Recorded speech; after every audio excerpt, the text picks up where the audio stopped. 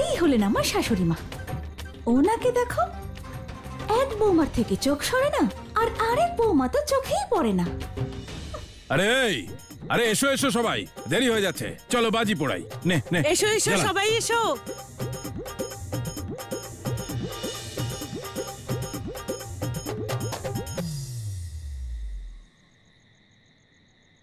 এই সাথীমা, এই নাও ফুলঝুরি নাও।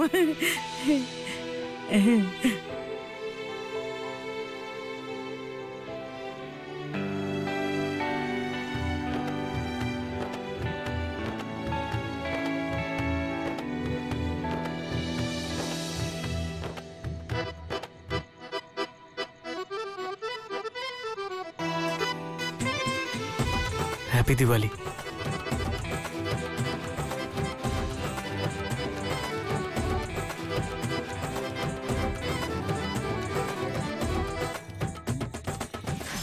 নিঃসন্দেহেও নাটক করছে, যাতে পরিবারের সবার নজর ওর দিকেই থাকে। তবে বলতে হবে ভালোই প্ল্যান করেছে, যেন এই সমস্ত আয়োজন শুধু ওনার জন্যই করা হয়েছে। দীপাবলি তোমার সঙ্গে পালন করছি, দাঁড়াও দেখবে কেমন মজা হয় যখন আতশবাজি জ্বালাবো, একদম লাভলি স্পেশাল।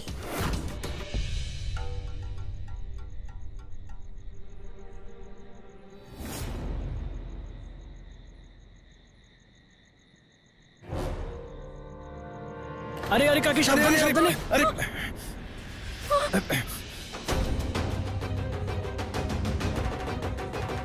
লক্ষ্য ছিল সাথী, কিন্তু গিয়ে পড়লো কাকা বাবুর উপরে। কোনো ব্যাপার না, বাজি তো ফাটবেই। কি হলো, মাথাটা খারাপ হয়ে গেল নাকি? অন্ধ হয়ে গেছো, দেখতে পাও না? এটা কি করলে? ক্ষমা করে দাও, ভুল করে পা পিছলে গেছে। আরে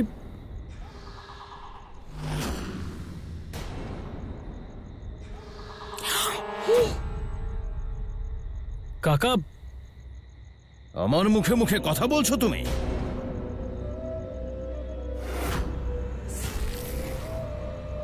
শয়তান কোথাকার। এই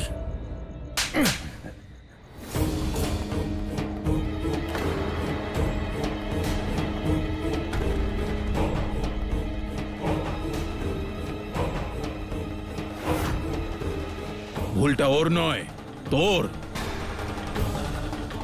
দাদা, তুমি ওর হয়ে কথা বলছো? বাবা, আপনি কাকা বাবুকে কেন মারলেন? উনি কি করেছেন? আরে বাবার সামনে মুখ খুলছো, চুপ করো, না হলে তোমায়। না হলে মারবে আমায়? মারো না, বাড়ির মেয়ে বউদের গায়ে হাত তোলা তো এই বাড়ির নিয়ম। যত ইচ্ছে হয় মারো না, মেরে ফেলো সবাই আমাকে। দাদা, এটা তুমি ঠিক করোনি। তুই বলে দিবি কোনটা ঠিক কোনটা ভুল। বাবা কি করছো? কাকা ছাড়ো না এইসব।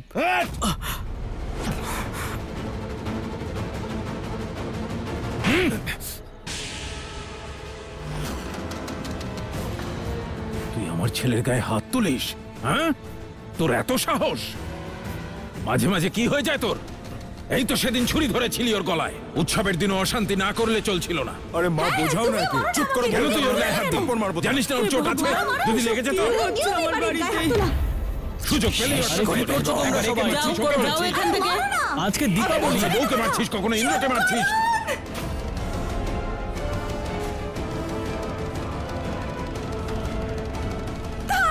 ঝগড়াঝাটি, আপনারা পশুদের মতো ঝগড়া করছেন।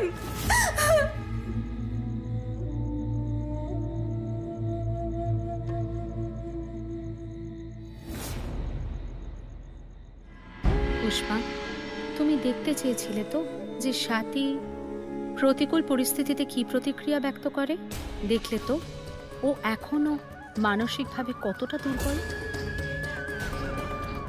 যতক্ষণ আমরা ওর কাছে ছিলাম ওকে রক্ষা করেছি, কিন্তু আমরা দূরে সরে আসতেই প্রতিকূল পরিস্থিতি ওকে বিচলিত করে তুলেছে। ও কিন্তু খুব সহজেই আসরিক শক্তির আভাস পায়, কারণ ওর উপর প্রহার অসুরেরাই করেছিল। নারায়ণ নারায়ণ। কিন্তু মাতা, স্বাতীর গৃহের দরজায় আপনার হাতের ছাপ আছে। তা কি পারে না অশুভ শক্তিদের আটকাতে? দেবর্ষি, আমার হাতের ছাপ আসরিক শক্তিকে আটকাবে, কিন্তু যেখানে ইন্দ্র, স্বাতী আর অঞ্জুর মতো শুদ্ধ হৃদয়ের মানুষ আছে, সেখানে কিছু মানুষের মধ্যে আসরিক গুণও রয়েছে, আর তারা সর্বদাই স্বাতীকে প্রভাবিত করবে।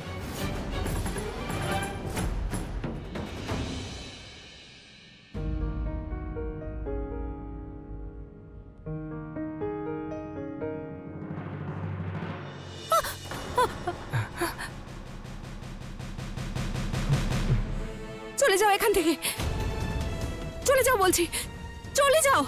কি হয়েছে তোমার হঠাৎ?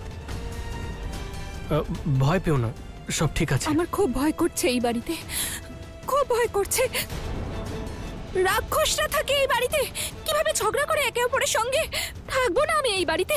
ওই দেখো, মা ওর মাথাটা একেবারে গেছে। এখনো বলছি সময় থাকতে ওকে বাড়ির বাইরে বের করে দিন। লাভলি, চুপ করো।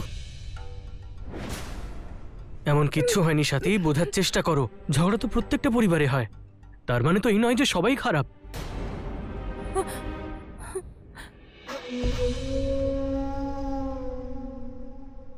এটা ডিভোর্সেরই পেপার, নাও ভালো করে দেখে নাও আর এতে সই করে দাও। মন দিয়ে দেখে নাও আর মাথায় গেঁথে নাও, কোনো ভুল যেন না হয়। আজ রাতেই ওর খেলা শেষ। দেখো, আমি শুধু তোমাকে এটাই আমি বললাম তো চলে যাও। আচ্ছা, ওই নিচে ও কিভাবে নিজের স্ত্রীকে মারছিলেন, ওনার মুখ থেকে রক্ত বেরিয়ে গেছে। কেউ যদি আমাকেও মারে, কেউ যদি আমাকেও মারে তখন? তোমাকে কেন কেউ মারবে? আরে কাকা ভুল করেছে তাই তো বাবা ওনাকে বকেছে, আর কিচ্ছু না। আর বাকি সবাই ওরা কেন ওভাবে চিৎকার করছিল, একে অপরের সঙ্গে কিভাবে ঝগড়া করছিল? কেন আমাকে এই নরকে নিয়ে এসেছো তুমি? আচ্ছা আচ্ছা, দেখো তুমি চিন্তা করো না, তুমি শান্ত থাকো। আরে দূরে থাকো না, দূরে থাকো আমার থেকে, চলে যাও। ঠিক আছে, দূরে আছি, আমি দূরে আছি, তুমি শান্ত হয়ে যাও। আচ্ছা, আমি আমি আমি বাইরে চলে যাচ্ছি, কিন্তু তুমি শান্ত হয়ে যাও। আমি যাচ্ছি।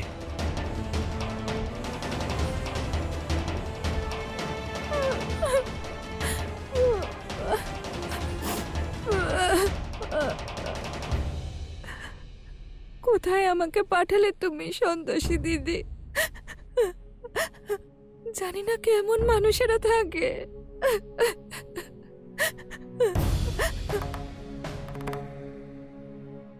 দেবী সন্তোষী, স্বাতী খুবই ব্যাকুল হয়ে পড়েছে, আমাদেরকে ওর কাছে যেতে হবে। না উষ্মা, এখনই নয়। কিন্তু মাতা, কেন এখন নয়? আমরা সবাই দেখছি স্বাতীর মন কতটা ব্যাকুল। অবশ্যই ব্যাকুল, তবে ওকে এই পরিস্থিতির সঙ্গে নিজেকেই লড়তে হবে।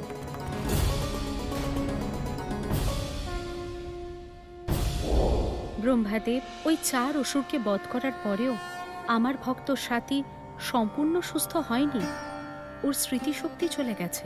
এর কি অর্থ? আমার ভক্তকে কি আরো কোনো পরীক্ষায় উত্তীর্ণ হতে হবে? দেবী সন্তোষী, সম্পূর্ণ ব্রহ্মাণ্ডে অকারণে কিছুই হয় না। যদি দেবী পৌলমী অসংখ্য ভক্তদের মধ্যে স্বাতীকে বেছে নিয়ে থাকে অসুরদের দ্বারা বধ করবার জন্য, তাহলে তার জন্য নিশ্চয়ই কোনো কারণ আছে।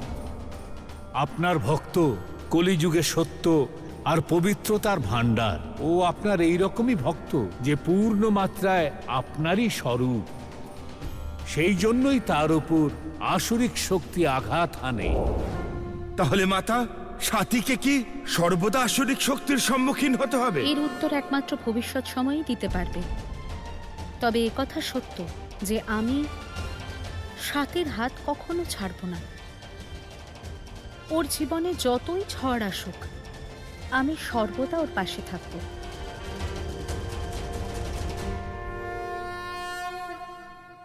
দেখুন মা, স্বাতী আমাদের নামে কি সব বলছে, রাক্ষস বলছে। আরে আমি তো আগে থেকেই জানতাম যে বাড়িতে ফিরে আসলেই ও আমাদের নামে যা তা বলবে আর আমাদের শুধু অপমানই করবে। তুমি এইসব কথা কি করে ভাবো বলো তো বৌদি? সাথীর কিচ্ছু মনে নেই, তাই ও এসব বলছে।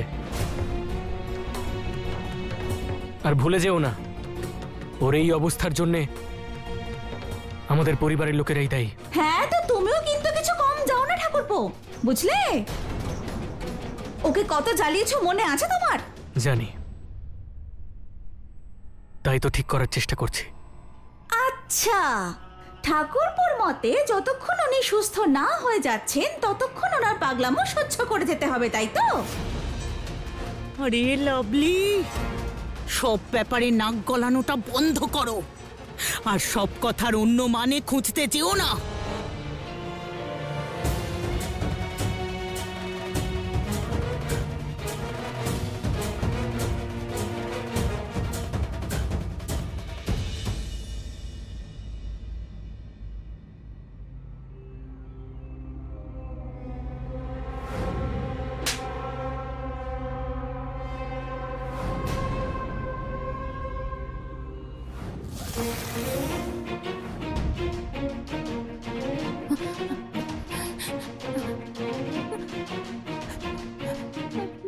না না, আমি এই বাড়িতে থাকবো না, থাকবো না এই বাড়িতে, আমি এই বাড়িতে থাকবো না, আমি চলে যাব। এখানে কিচ্ছু ঠিক নেই, আমি চলে যাবো এখান থেকে, চলে যাচ্ছি আমি। সাথী, কি হয়েছে? এই তো তোমাকে ভেতরে এত কিছু বোঝালাম, আবার কি হলো? আমার খুব ভয় করছে এই বাড়িতে। আমার মনে হচ্ছে যেন আমি এক্ষুনি অসুস্থ হয়ে পড়বো। কি বলছো এসব? ইন্দ্র, এসব আমার কি হয়েছে? এগুলো কি? তার মানে তোমার কিছু মনে পড়ছে সাথী? না, কিচ্ছু মনে পড়ছে না, কিন্তু আমার খুব ভয় করছে, আমি থাকবো না এখানে। সাথী, সাথী, সাথী, আমাকে বিশ্বাস করো, তুমি কিচ্ছু হবে না তোমার। আমরা একটু বসে শান্ত হয়ে কথা বলি, কিন্তু তুমি কোথাও যেও না, হাত জোড় করছি।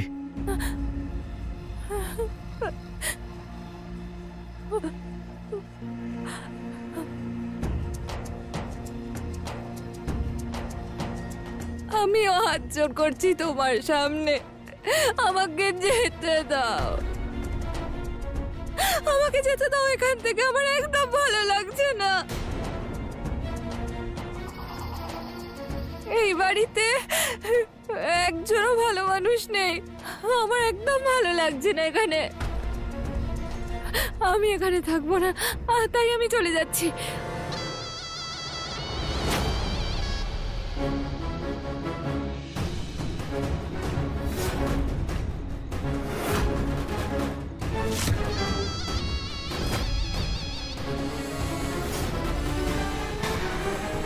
কি বললে? তুমি এখানে থাকবে না?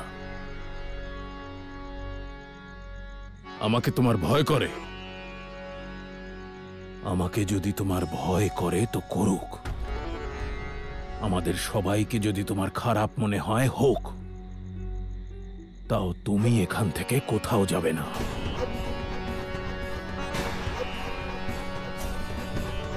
তুমি এখান থেকে যাওয়ার চেষ্টা করলে আমি এভাবেই তোমার পথ আটকাবো।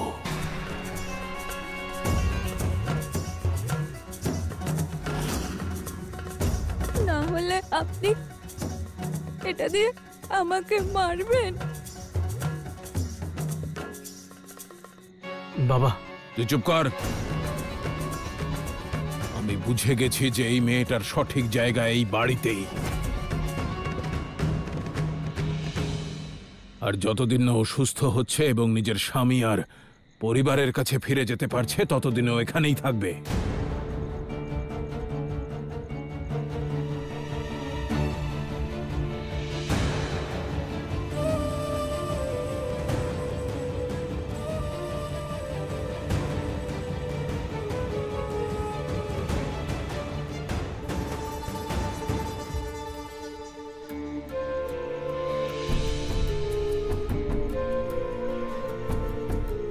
অনেক চেষ্টা করেছিলাম আমি সাথীকে এই বাড়ি থেকে তাড়ানোর, কিন্তু ও চলে যাবার পরে আমাদের পরিবার আর আমার ছেলের কি হাল হয়েছিল তা সকলেই জানে।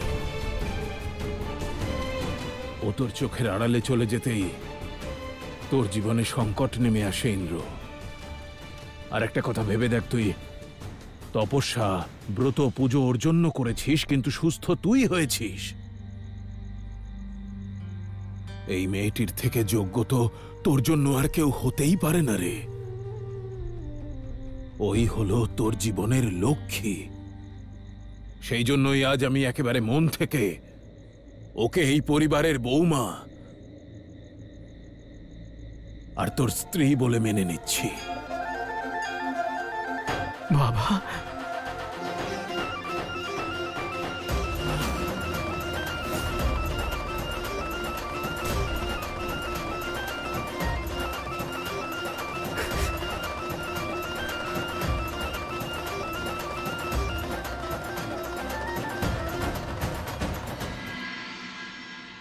তুমি জানো না বাবা, তুমি আজ আমাকে কতটা খুশি করেছো।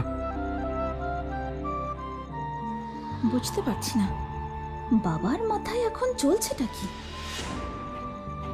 আরে দূর পাগল, ছেলেদের কাঁদলে ভালো লাগে না। যা যা যা, নিজের বউকে সামলা, যা যা।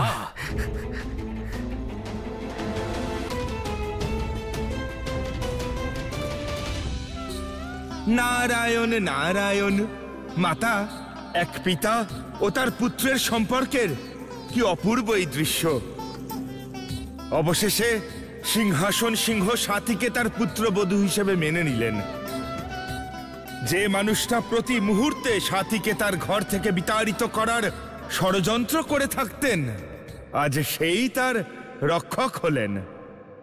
এটাই ভালোবাসার শক্তি আর সাথীর তপস্যার ফল দেবর্ষী। সত্য বলেছেন দেবী সন্তোষী। মনে হচ্ছে এবার সাথীর জীবন সরল হয়ে যাবে।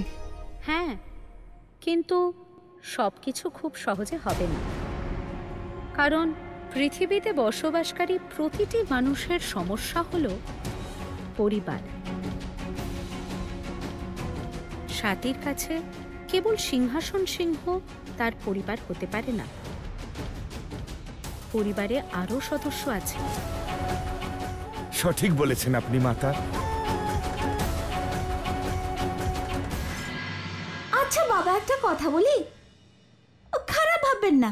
আরে আমার তো মনে হতো আপনি যা বলেন সেটা পাথরের গায়ে খোদাই করার মতো হয়ে যায়, যেটা ভগবানও মুছে ফেলতে পারেন না। কিন্তু আজ তো আপনি দেখিয়ে দিলেন। এই অভয়, তোর বউয়ের ঘটে বুদ্ধি বলে তো কোনো বস্তু নেই। ওকে একটু আমার চোখের আড়ালেই থাকতে বল। আজ অব্দি একটা বংশধর দিতে পারলো না, বড় বড় কথা বলে। ইচ্ছে করে ওকেই ঘাড় ধরে এই বাড়ি থেকে বের করে দিই। আরে আরে, আমি বুঝতে পারি না এই বাড়ির লোকেরা সব সময় কাউকে না কাউকে বাইরে বের করে দেওয়ার কথা কেন বলতে থাকে।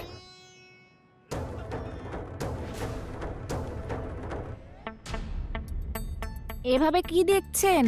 ঠিকই তো বলছি আমি। প্রথমে আপনি সাথীকে বের করলেন, হ্যাঁ, তারপর নিধিকে বের করলেন, আর আমাকেও বের করলেন, আর আজ এই লাভলি দেবীকে বের করার কথা বলছেন। ওকে বের করা যেতেই পারে। আসলে কি বলুন তো, যদি বাইরে বেরোয় তাহলে ওর এই অসহ্য কথাগুলো থেকে মুক্তি পাওয়া যাবে। এই মুখ সামলে কথা বলো, বেশি পটর পটর করবে না, ঠিক আছে? এই মুখ সামলে তুমি কথা বলো, ঠিক আছে? একবার যদি এই বাড়ি থেকে এরা বের করে দেয় না, তখন বুঝতে পারবে মজা কাকে বলে। এই শোনো, আমার চিন্তা করতে হবে না। আর এটা বলো, আবার কেন চলে এলে এখানে লাফাতে লাফাতে? এই আমার মুখে মুখে না বেশি এই থামো, অনেক নাটক করেছো। লাভলি, তুমি যাও, গিয়ে মাকে সাহায্য করো। আমি না সাথী আর ইন্দ্রর সঙ্গে দেখা করতে এসেছি। কোথায় আছে ওরা? ওরা ওদের ঘরে আছে। আচ্ছা, দেখা করে আসি। সাথী, বাবা যা করছেন তোমার ভালোর জন্যই করছেন, কারণ তুমি এখানে থাকলে সবকিছু ভালো হবে। উনি আমাকে লাঠি দিয়ে মারার হুমকি দিচ্ছেন, আর তোমার ওনাকে ভালো মানুষ মনে হচ্ছে। আমরা শুধু এটাই চাই যাতে তুমি এখান থেকে না চলে যাও। আরে আমি তো এটাই বুঝতে পারছি না, তুমি আমাকে এখানে কেন আটকে রাখতে চাইছো, যখন আমি বারবার বলছি আমার এখানে ভালো লাগছে না, ভালো লাগছে না। দেখো, আমার কথা তুমি বোঝার চেষ্টা করো।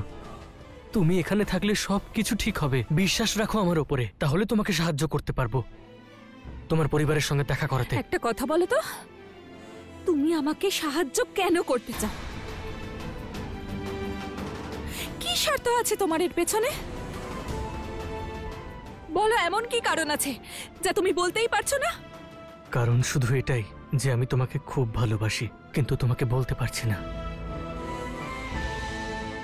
আরে কথা বলবে তো, তাকিয়ে আছো কেন? কিছু জিজ্ঞেস করছি তোমাকে, উত্তর দাও। কোনো উত্তর নেই, তাই তো? তোমার কাছে কোনো উত্তর নেই। আমি জানতাম নিশ্চয়ই কোনো গন্ডগোল আছে, না হলে তোমার পরিবার এরকম হওয়া সত্ত্বেও তুমি আমাকে সাহায্য করতে চাইছো।